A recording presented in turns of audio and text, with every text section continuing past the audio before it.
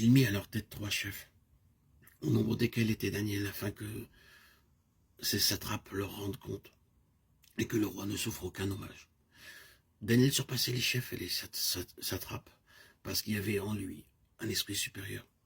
Et le roi pensait l'établir sur tout le royaume. Daniel 6, 2 et 3. Dans les 6 premiers chapitres de Daniel, nous voyons comment Dieu fit passer ses serviteurs à travers un long temps de préparation qui dura environ 43 années. Bien qu'il les ait utilisés de façon puissante dès le premier chapitre, en fait, il les préparait pour un ministère beaucoup plus grand que cela.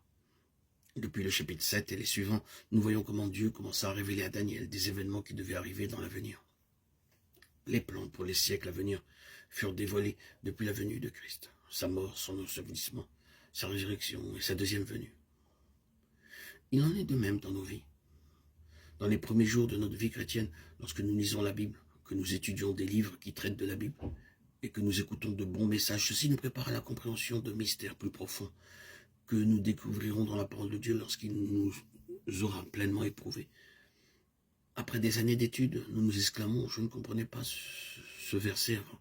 Cette mention me semble si nouvelle. Le Seigneur éprouvait aussi Daniel dans sa vie de prière. Dans Daniel 6, nous lisons que le roi Darius dominait sur un si vaste royaume qu'il avait besoin de 120 princes pour le gouverner.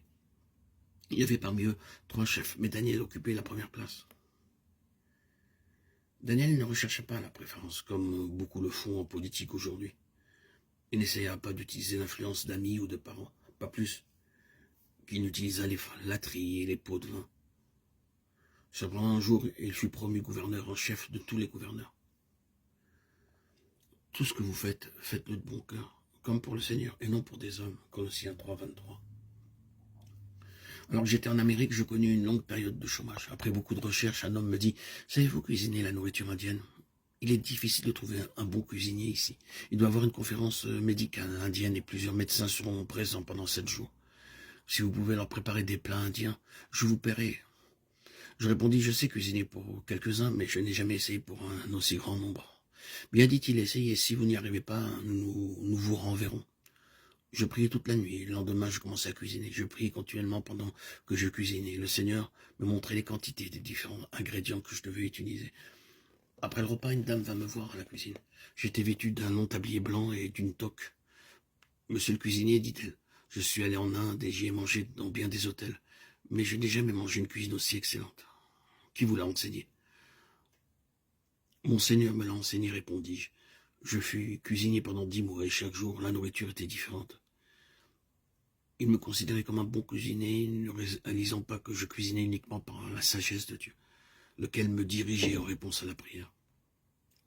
Ce que je veux dire, c'est que Dieu nous accorde la sagesse même pour nos tâches quotidiennes.